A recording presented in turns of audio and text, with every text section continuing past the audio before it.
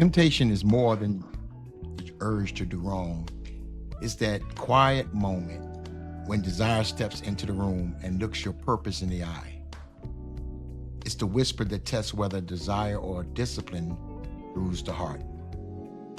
I'm Thomas E. Cunningham, and tonight we're asking a dangerous question. When you fall, who's really to blame?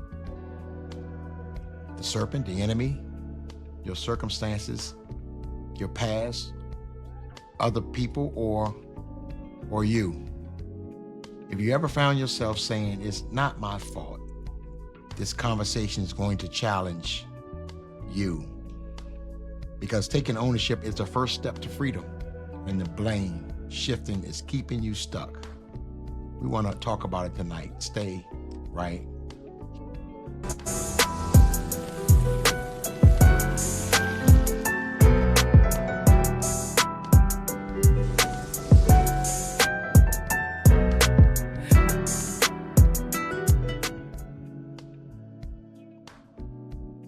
Welcome to the Eve Effect. We take a fresh look at an old story so you can better understand your own. I'm Thomas E. Cunningham, pastor, author of If Only Eve Would Talk, and a Christian life coach who's helped many of people stop making excuses and start making progress. This podcast is honest conversations about real life issues, no sugarcoating, not sermons, conversations, all sparked by Eve's story in Genesis chapter 3 and what it could bring up and brought up in all of us. So whether you've been walking with God for years, you're new to the faith, or just curious, you're welcome at this table. No judgment, no pretending, just truth and grace. Tonight we're shifting to another block in our conversations. Tonight we want to look at shame and blame. Blaming the serpent, taking ownership of our own choices. We spent three blocks talking about how temptation works. Now we're talking about what happens after you fall. The shame, the blame, the consequences. And we're starting with the hardest one, taking ownership. Because here's what I've learned over 2 decades of ministry and counseling, that most people don't fall because they're weak. They stay stuck because they won't take responsibility. They blame others. The devil made me do it. Their circumstances. I was under so much stress. They blame their past. I had a difficult childhood. They blame other people. If they hadn't tempted me, I wouldn't have done this. But as long as you're blaming someone else, you can't change. You can't fix what you won't own. You can't overcome what you won't take responsibility for. And you can't heal what you keep blaming on someone else. Now, let me be clear. I'm not saying Satan isn't real. He is. I'm not saying your circumstances doesn't matter. They do.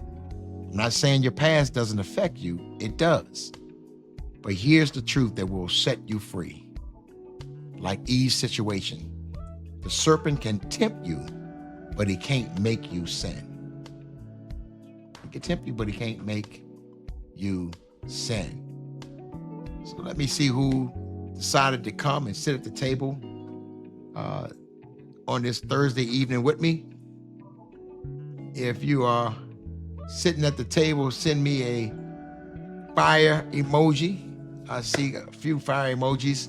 Let me know what city you are chatting from and coming from. I see a few. Okay. So if we look at our starter question, which is scrolling on the screen, and think about it. When you messed up, what's your first instinct? Is your first instinct is to explain it, to hide it, or own it? That's the question I want to start off with. When you mess up, what's your first instinct?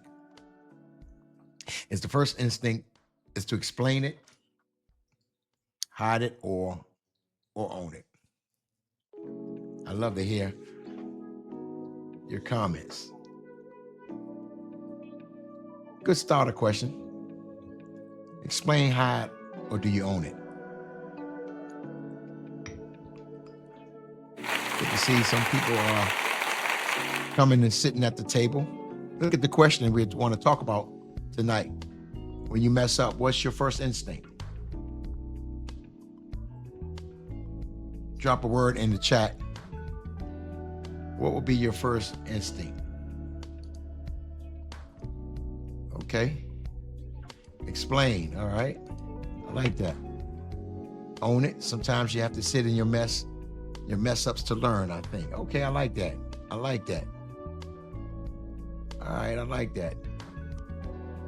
These are the ones who are not afraid to sit at the table and discuss. I like those questions and answers. Okay. I like that.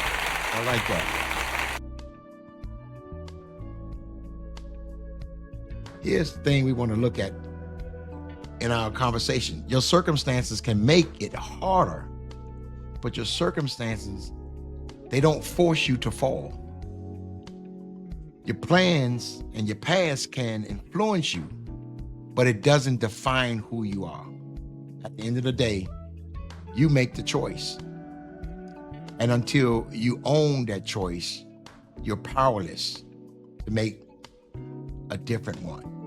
So tonight, I want to show you how Adam and Eve blame shifted after the fall. After they fell, how they started blame shifting. All right. Before we look into that, finish this question for me in the chat. My go-to excuse used to be, now you don't have to give me details, just the excuse. What was your go-to excuse? My go-to excuse used to be, don't have to give me details, just the excuse. What was your go-to excuse? What was your go-to excuse? What was that go-to excuse for you? What was the go-to excuse you used to use?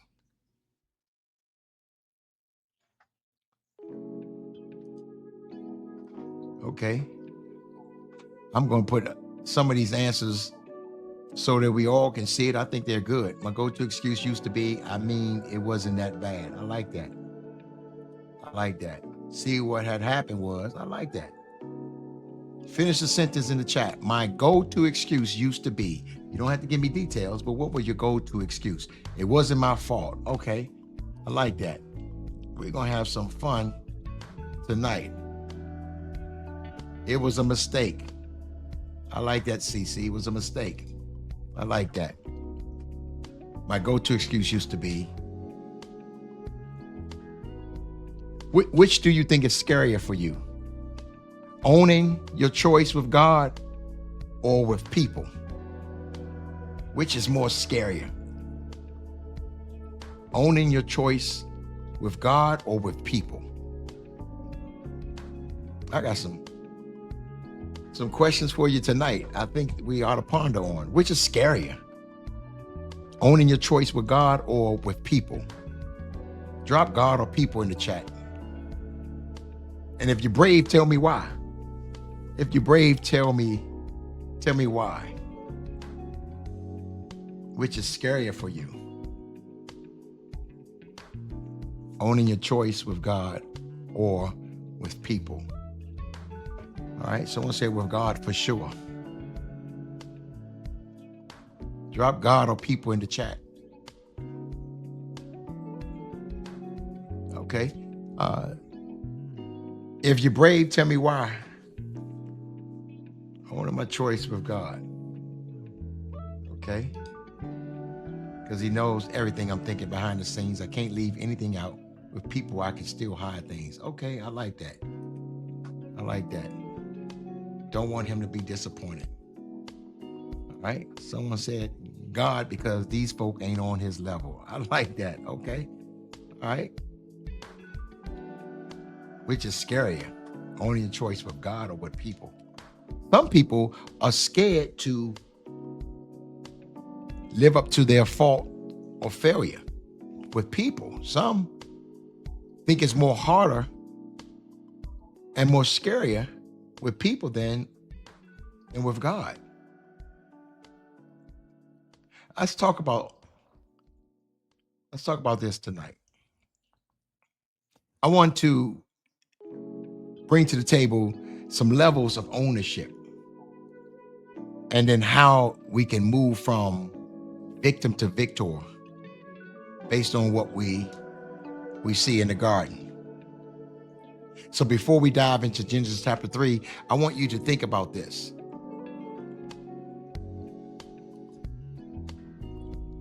You do know it's natural to blame. You do know that. It's natural to blame because blame shifting is our default response to failure. It's natural for us to blame. It's our default response. But it's also what keeps us stuck in the same cycles.